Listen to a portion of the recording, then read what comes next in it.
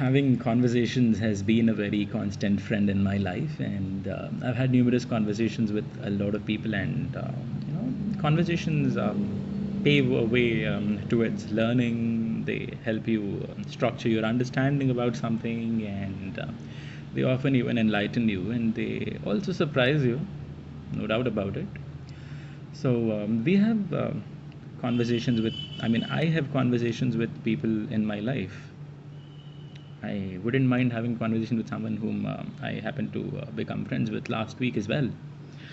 That's the kind of individual I am, and I have been. Of late, I've been thinking about whom do I actually call a friend, and who is an acquaintance, and who is the person whom I just know and not really friends with. So I was thinking, and I did some self-talking, and then I figured and realized who are my friends and who are my acquaintances, and who are the kind of people who I just know, and maybe I've helped them a couple of times, but I don't really know them, so they're not my friends. Yes. But earlier I used to think everyone who smiles and talks to me is a friend of mine, and everyone who is acting to be good, or who is performing to be good in front of you, is a person to believe. That's a mistake I've done, but we learn from our mistakes. So I did learn from that, and the learning happened very recently. So what I'm trying to say is, do not trust people blindly.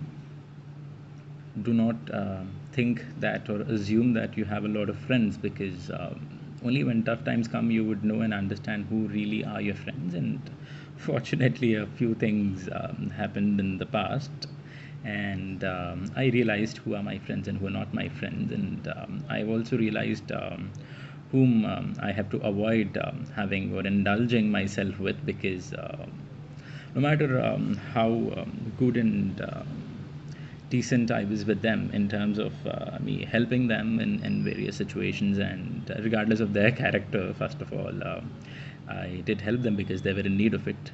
I somewhere lost the track of figuring out if they deserve my help.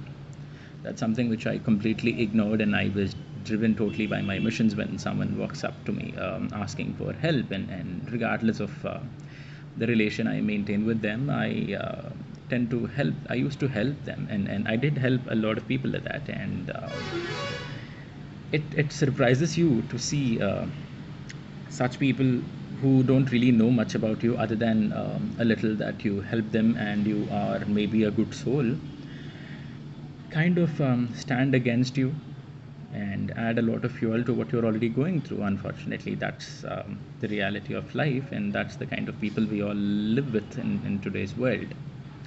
They wear different types of masks, and they tend to rip you apart, and they tend to crucify your soul in all possible ways. But trust me, it's important to have someone in your life to have your back, and family always is there for us to do that. But quite a lot of times you don't tend to share everything with your family, and there comes the role and part of a friend, and having a friend is really important and needed in everyone's life, I guess. And I do have such friends in my life. It's not that I don't have such friends. I have very good number of such friends, and I've realized that they are my true friends of late.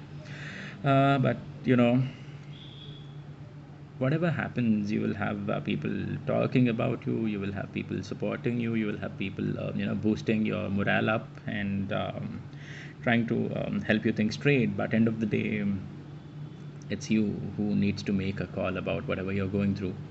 And I guess sitting for a while and reflecting on what happened, why it happened, what could have made people think about you like that, or why people are falling in the lines of negative energy, and why they don't understand the point of your existence. So it's not to prove a point to others. It's only to keep yourself engaged and sane, because you are not at fault. You haven't done anything wrong, and if you know that, I guess you don't have to prove a point to any Tom, Dick, and Harry on earth. If you know what you are, and if you know that whatever you've done is not something which is wrong and not something which someone is trying to portray it to be. So I guess having yourself as a very good friend or a close friend to yourself matters the most. If you don't have any other individual as a friend, don't worry, you have yourself, and you know yourself better than any other Tom, Dick, and Harry on earth. But if you have some Tom, Dick, and Harry as your very good friend who knows you like the way you know yourself, then nothing like it. But if you don't have such people, there's nothing to worry about.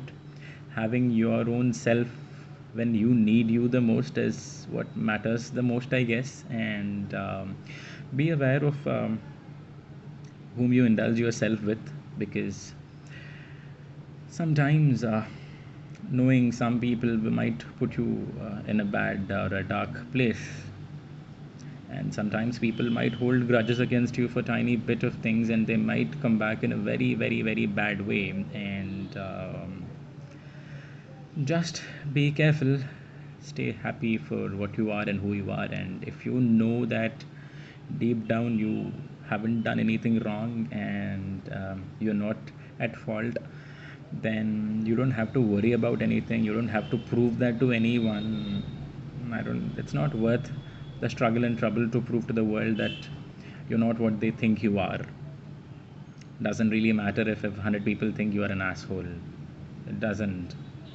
And there will come a time where people will realize what is what, and then they will come back into your life, and then they'll probably realize that what they did was not just wrong but also humiliating and pathetic.